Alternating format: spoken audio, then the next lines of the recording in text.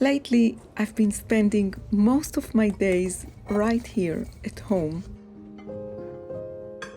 Staying at home is my favorite thing to do.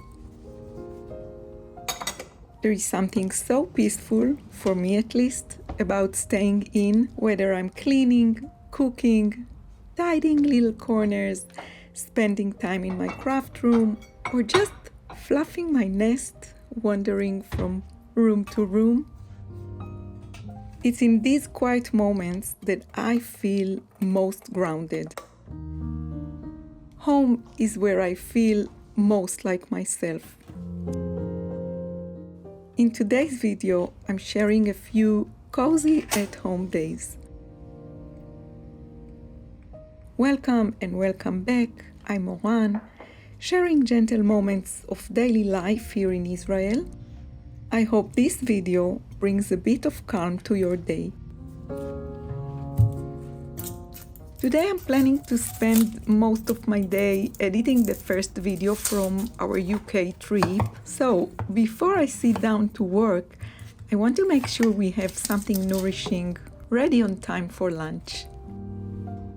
I took some chicken out of the freezer, just throwing it in a pot with onions and whatever we have in the fridge. I'm making a simple stew that will slowly cook in the oven while I spend the day in my studio editing. On days like this, when I want to stay focused on work, I always look for something easy to cook.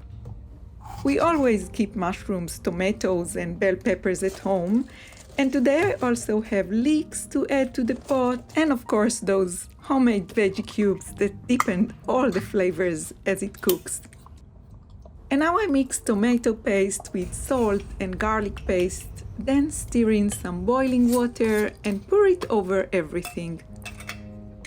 This dish is so simple to make, yet so nourishing and just perfect for this season.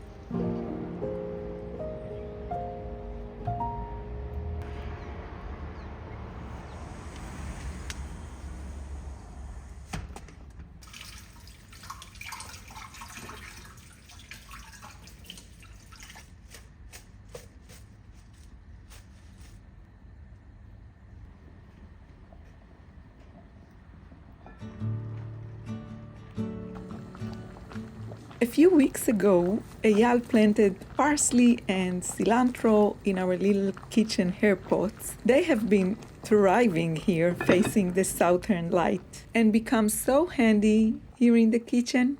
It's amazing how just a small handful of freshly picked herbs adds so much flavor than the store-bought ones. The whole kitchen fills with their scent the moment I pick them up. After it comes to a boil, I let it bubble gently, letting the veggie cubes melt into the sauce, and then I pop it into a preheated oven at 140 Celsius degrees and let it cook for an hour or two. The boys love eating this dish over rice, so I wash a cup of rice and let it soak for a while in water. I'll cook it just before they get home.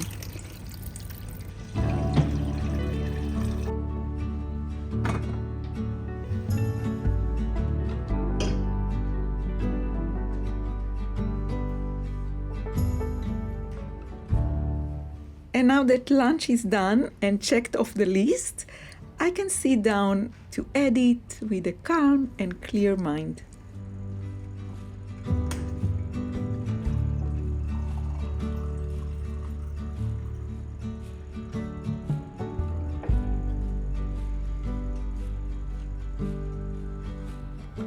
Today I'm editing the first part of our UK trip from back in August. 2 beautiful days in the Cotswolds. By the time you watch this, my first travel vlog is already up. So thank you so much if you've watched it already, and thank you for all your lovely comments. I think about 99.9% of them said you'd love to see more parts of our UK trip. And I'm very excited to get the next part of the trip into the editing process.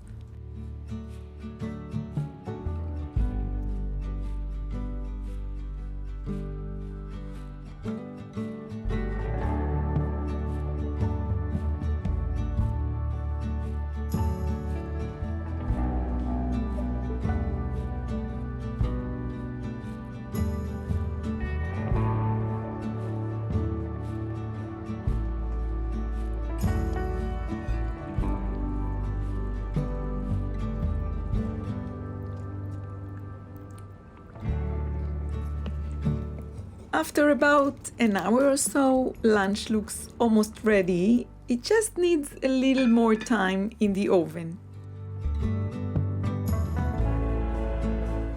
While it finishes cooking, I head back to my studio and continue editing. It feels so special and good seeing all the footage again.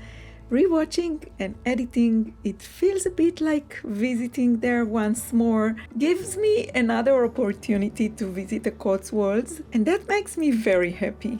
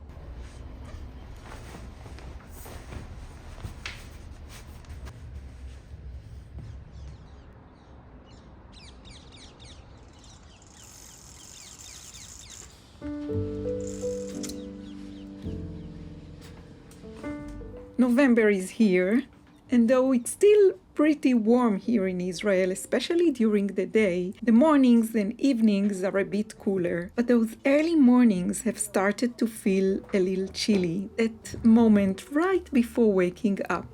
So today I just added this extra layer to our blanket, which is very exciting. And after my usual morning tidy up routine, I really want to spend some cozy time catching up on a few things that I've been meaning to do in my craft room for quite a while. My Cotswolds vlog is up now, and I finally have a few hours to spend with my yarny projects. So I'm putting on one of those podcasts I've been saving on my listening list, and I'm ready to settle into the coziness. I never get bored of staying at home. Staying at home is my favorite thing to do, and I have endless cozy projects just waiting for me to get into. So first I want to gather some yarn for my next cozy crochet project, and here is the story. A few weeks ago, a lovely follower from the Netherlands named Trouda Baas reached out to me. She told me how much she enjoyed making my Granny Stripe Shawl pattern and that she's been getting so many lovely compliments on it. She came up with this beautiful idea to organize a crochet-along CAL during the cold months of November, December, and January, so we can all feel warmly connected working on this shawl pattern while still staying cozy at home. After thanking her a million times, I immediately told her I'm in. So now I'm filling up this basket to get ready to start crochet my new Granny Stripe Shawl, browsing all the fingering weight sock wool I have in my stash. I think I'm still very inspired by my Cotswolds vlog that I just finished editing. So I'm trying here to gather colors inspired by those honey-colored old villages. If you'd like to join us in this CAL, please do. All you need to do is gather your wool and get a Granny Stripe Shawl pattern from my Etsy or Ravelry stores. I will link the pattern down below in the description box for you. And just if you like, you can share your progress by posting photos to your feed or stories or reels using the hashtag Granny Stripe Shawl CAL with only one S. And that's it, you're in. If you like, you can also join a dedicated crochet-along group on Instagram. If you contact Trouda via Instagram, she will get you in the group. Her Instagram account name is now shared on the screen. I'm so excited about this cozy crochet-along and so grateful to Trouda and to all of you who've already joined. There are already so many lovely makers sharing their beautiful wool baskets and their works in progress. It is such a warm and inspiring community. I plan to gather some wool and scrap yarns and to start my new Granny Stripe Shawl right away, simply because I'm super excited about it, but you can join in whenever it suits you.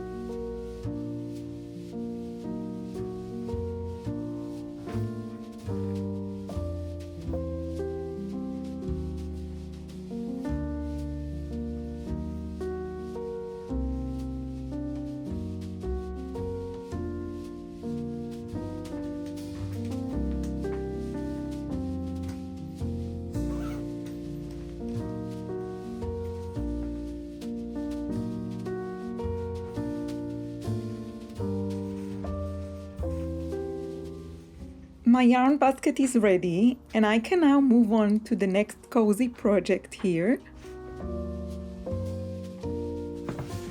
I think it's about time to get my Angie Bunnies out to see the light, don't you think?